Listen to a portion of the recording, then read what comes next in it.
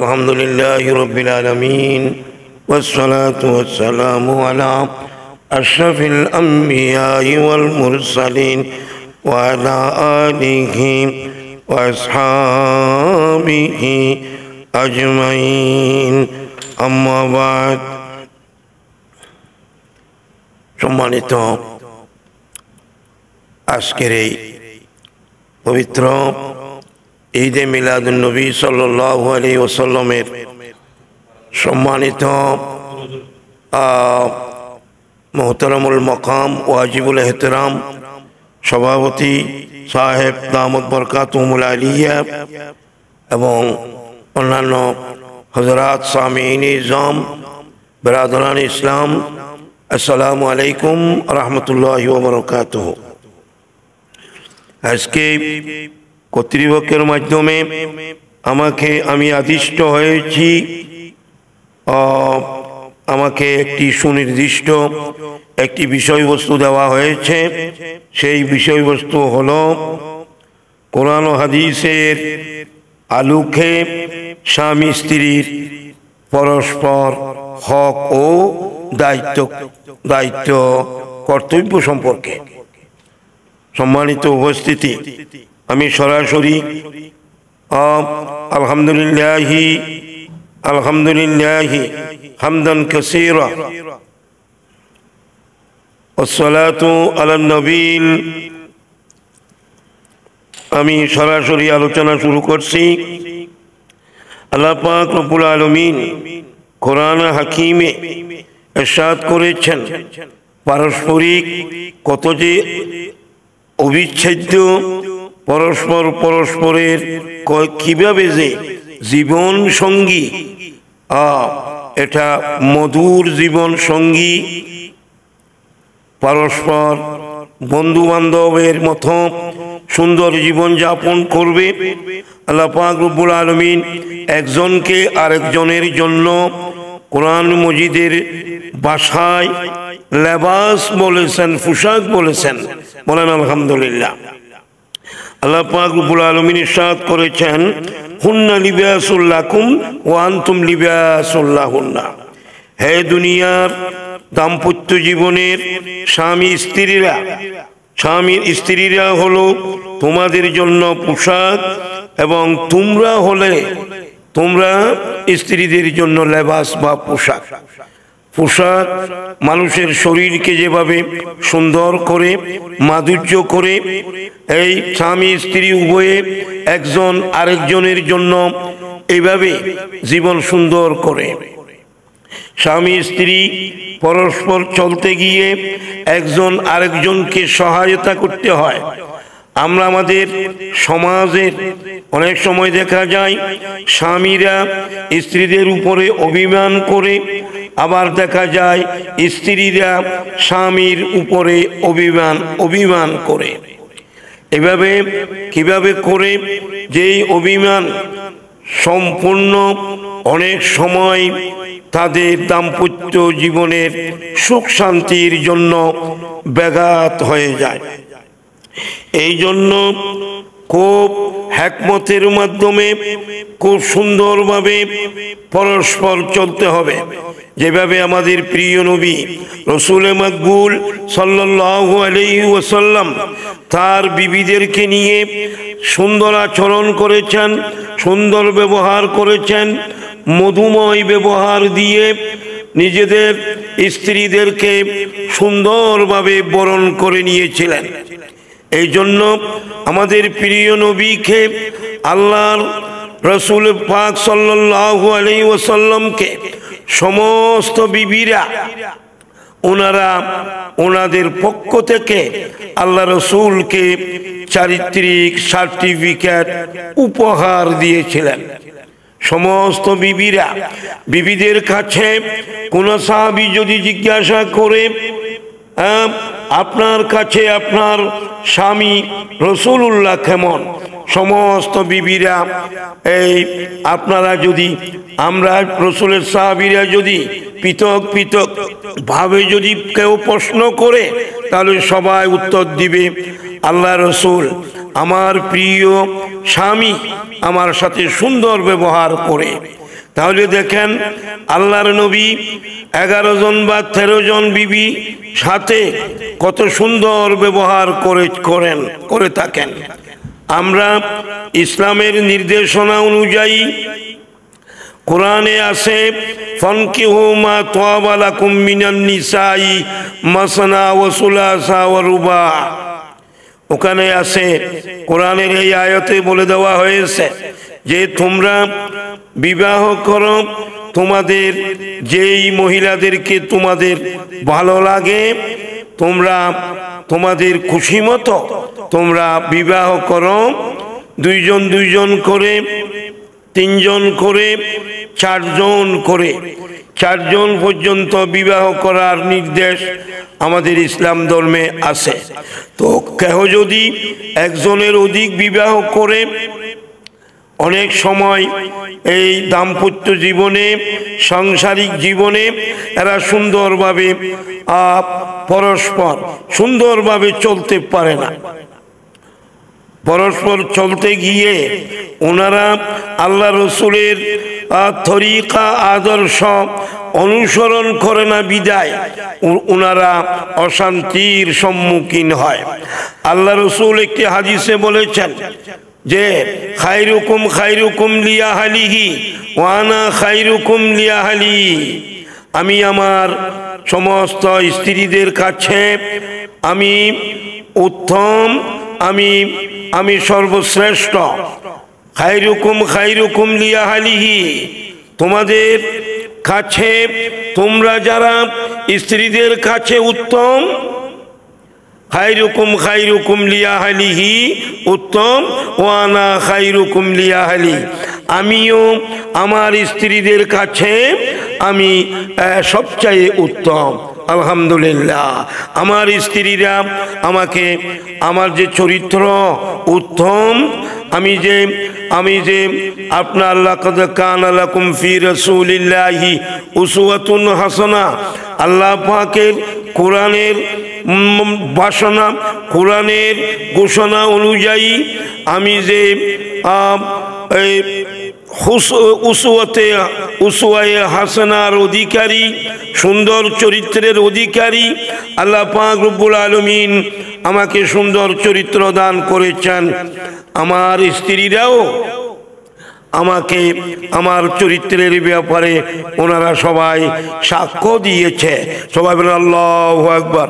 আসুন আমরা আমাদের নিজেদের স্ত্রীদেরকে নিয়ে আমরা সুন্দরভাবে চলার চেষ্টা করি, ভালোভাবে চলার চেষ্টা করি।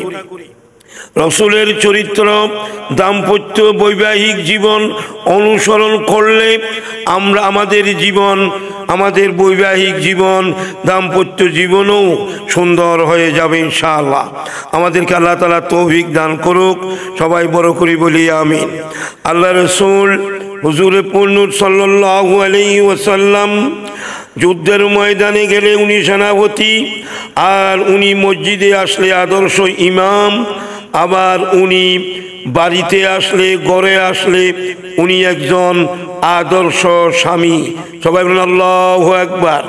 আল্লাহ রসুল আদর্শ স্বামী হিসাবে বাড়িতে আসলে এমনি বসে থাকেন না, উনি নিজেদের স্ত্রীদেরকে তাদের পারিবারিক বিভিন্ন কাজে উনি হেল্প করতেন, উনি সহযোগিতা করতেন।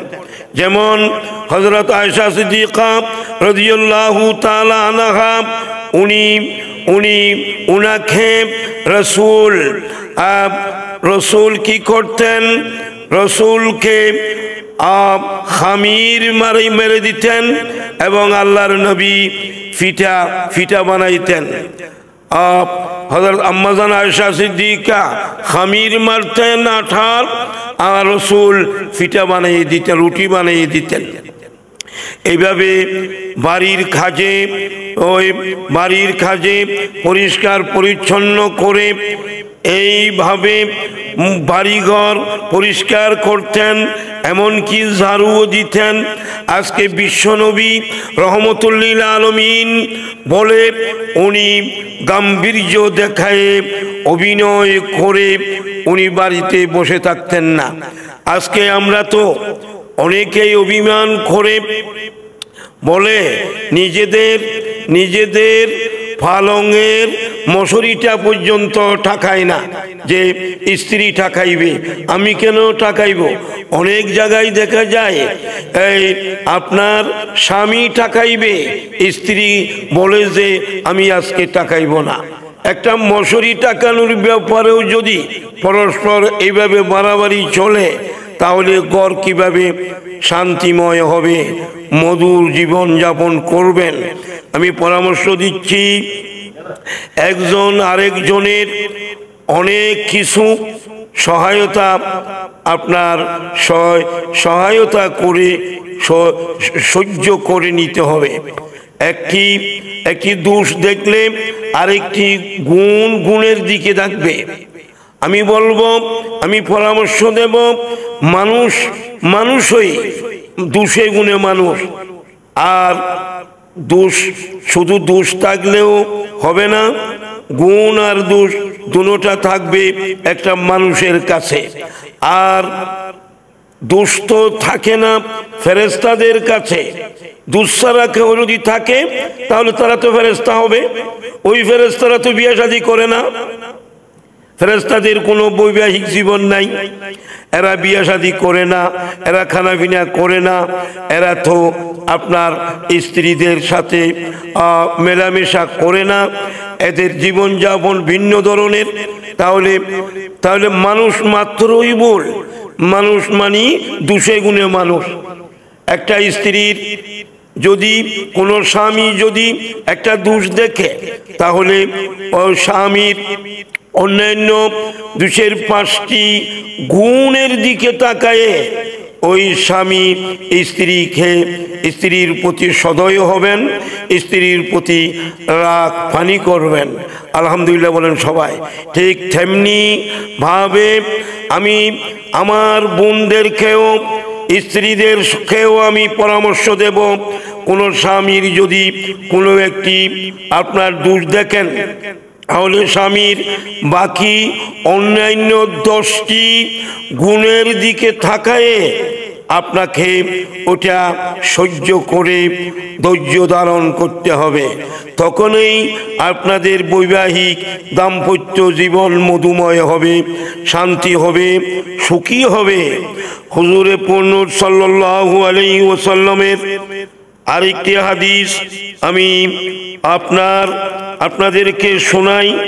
আল্লাহর নবী বলেছেন, আমি যদি স্ত্রীর ব্যাপারে স্ত্রীর কাছে একজন স্বামী কত বড় মর্যাদাবান, কত বড় মূল্যবান, সেই জিনিসটা আল্লাহর নবীর পবিত্র হাদিসের উদ্ধৃতি দিয়ে আমি বলতে চাই। রাসূল বলেছেন, লাউ কুনতু আমিরান আন ইয়াসজুদা লিআহাদিন লা আমারতুল মারআতা আন তাসজুদা লিজাওজিহা। রাসূল পাক ইরশাদ করেন, আমি যদি কোনো পুরুষকে যদি আরেকজন পুরুষকে সেজদা করার জন্য যদি আমি বলতাম, তখন আমি মহিলাদেরকে বলতাম, স্ত্রীদেরকে বলতাম, সে যেন তার স্বামীকে সেজদা করে।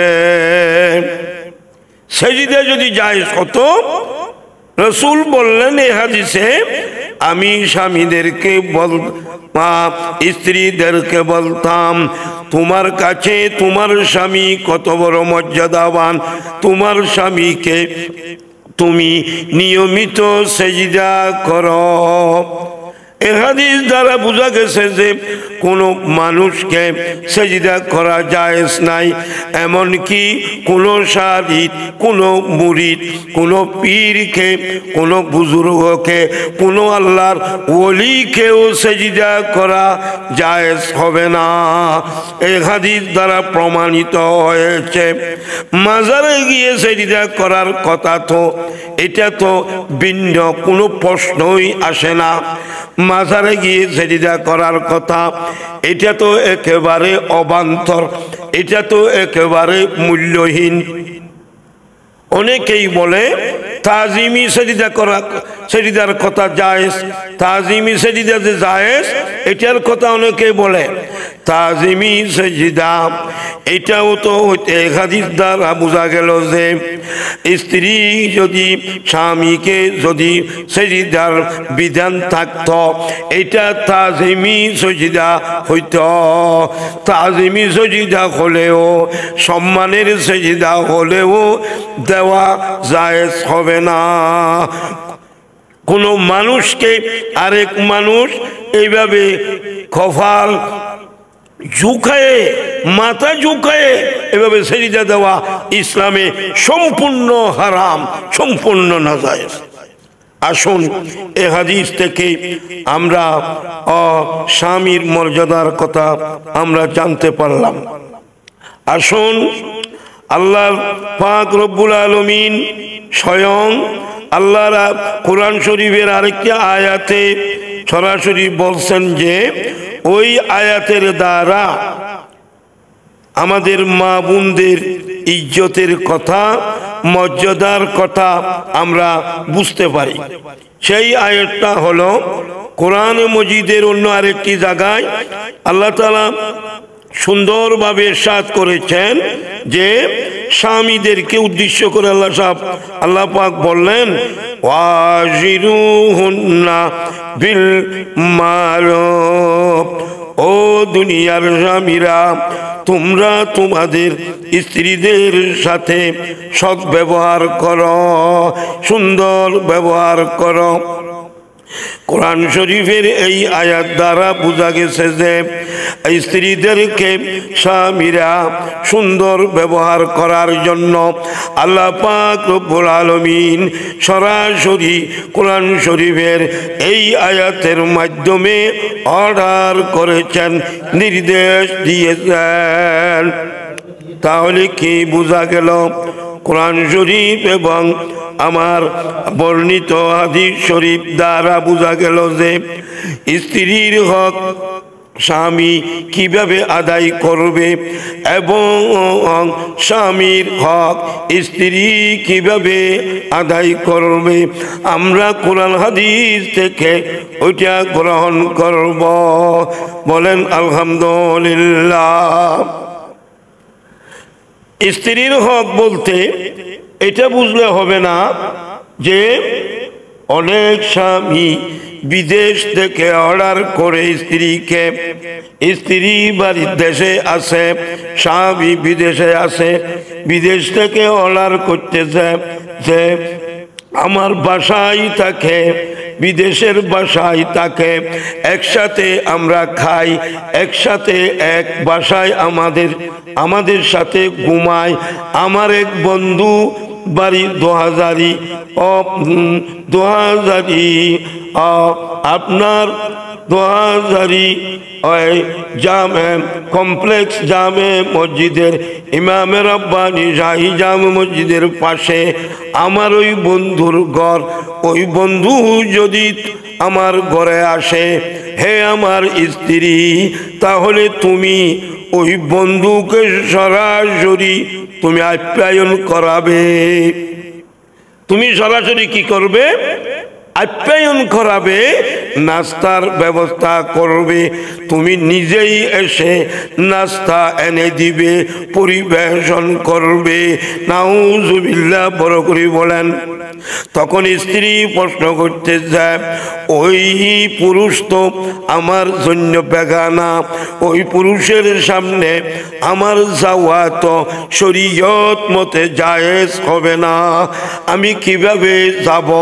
তখন বিদেশ থেকে মোবাইলে আমার ওই স্বামী ভাই উনি বলতেছেন যে কোনো অসুবিধা নাই, কোনো অসুবিধা নাই, আমার বন্ধুর কাছে তুমি নিজে যাবে এবং বসবে, আপ্যায়ন করাবে, নিজে তরকারি নিয়ে দেবে, সুন্দর করে পাশে বসে মেহমানদারি করবে।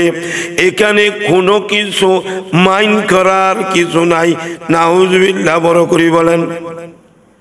এটা যে পর্দার খেলাপ হলো না, পর্দার বরখেলাপ হলো না, এই যে স্বামী দূরের থেকে বিদেশ থেকে স্ত্রীর কাছে যে অর্ডার করতেছে, আমার এই বিদেশি বন্ধুর সাথে তুমি সুন্দর ব্যবহার করবে, না হলে এখানে এসে আমার সাথে আমাকে তোমার বদনামি বলবে, তোমার দুর্নাম করবে। তাহলে কি বলেন? ওই স্ত্রী যখন এলাকার ইমাম সাহেবের কাছে যখন মশলা জিজ্ঞাসা করার জন্য গেছে, তখন ইমাম সাহেব ফতোয়া তখন মশলা এইভাবে উত্তর দিয়েছে যে তোমার স্বামীর মন রক্ষা করার জন্য তোমার এই বিদেশি স্বামীর বিদেশি বন্ধুর সাথে তুমি এইভাবে সামনে গিয়া বেপরদা অবস্থায় তুমি কথা বলতে পারবে না, দেখা দিতে পারবে না। এটা শরীয়ত এলাও করে না, এটা মুহাম্মদী শরীয়ত মতে সম্পূর্ণ হারাম, সম্পূর্ণ নাজায়েজ। তখন স্ত্রী আবার প্রশ্ন করছে, হুজুর এখন আমি কি শরীয়তের রক্ষা মশলার শরীয়তের কোরআন হাদিসের মশলা রক্ষা করব নাকি আমার স্বামীর মন রক্ষা করব? তখন ওই হুজুর উত্তর দিলেন, তোমার স্বামীর মন ভাঙলেও কোনো অসুবিধা নাই, তুমি শরীয়ত মতে তুমি চলো। সবাই বলেন আল্লাহু আকবার। তো ইমাম সাহেব বললেন, তোমার স্বামীর মোবাইল নম্বরটা কাইন্ডলি আমাকে দিবা, আমি তোমার স্বামীর সাথে মোবাইল করে তোমার স্বামীকে আমি বুঝাইয়ে দেব। বলেন সুবহানাল্লাহ। আসুন ভাইরা, আমাদের এলাকার মুসলমানরা এরা আপ টু ডেট হয়ে গেছে, এরা অত্যাধুনিক হয়ে গেছে, এরা আপনার বৈজ্ঞানিক যুগে, আপনার ডিজিটাল যুগে এরা অত্যন্ত এরা মর্যাদাবান হয়েছে, এরা অত্যন্ত উন্নতি লাভ করতেছে। এই আপনার বৈজ্ঞানিক এই যুগে এরা অত্যন্ত এরা উপরে উঠে গেছে। এরা যে বলেছে নো চিন্তা ডু ফুর্তি, স্ত্রীকে বলল যে তোমার কোনো চিন্তা নাই, তুমি ফুর্তি করে চলো, তোমার কোনো মাইন্ড করার কিছু নাই, আমার এই বন্ধুর সাথে তুমি সুন্দরভাবে ব্যবহার করবে, যেহেতু আমি দেশে নাই।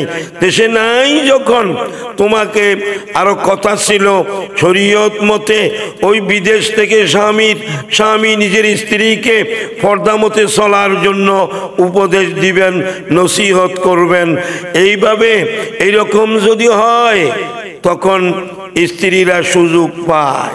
ওই বিদেশি বন্ধুর সাথে যদি আপনার এইভাবে যদি খোলামেলা ব্যবহার করা যদি জায়েজ হয়, স্বামী থেকে এই জায়েজ ফতোয়া পেয়ে এই স্ত্রী শেষ পর্যন্ত দেশের একজন এই আপনার সুন্দর একজন খারাপ চরিত্রের এই চরিত্রবান একজন স্বামীর পিছে পড়ে ওই স্বামীর ওই কুচরিত্রবান ওই দেশের ওই স্বামীর ওই পুরুষের খপ্পরে পড়ে ওই স্ত্রী ফরকিয়া প্রেমে পড়ে ওই স্ত্রীর চরিত্র শেষ পর্যন্ত নষ্ট হয়ে যায়।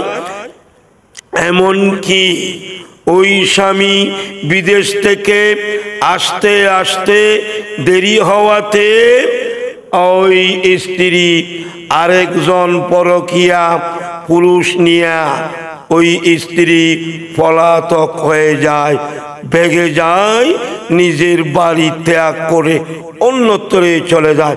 বড় করি বলে নাউজুবিল্লাহ। এইরকম বড় ঘটনা আমাদের দেশে চলতেছে। আমার বিদেশি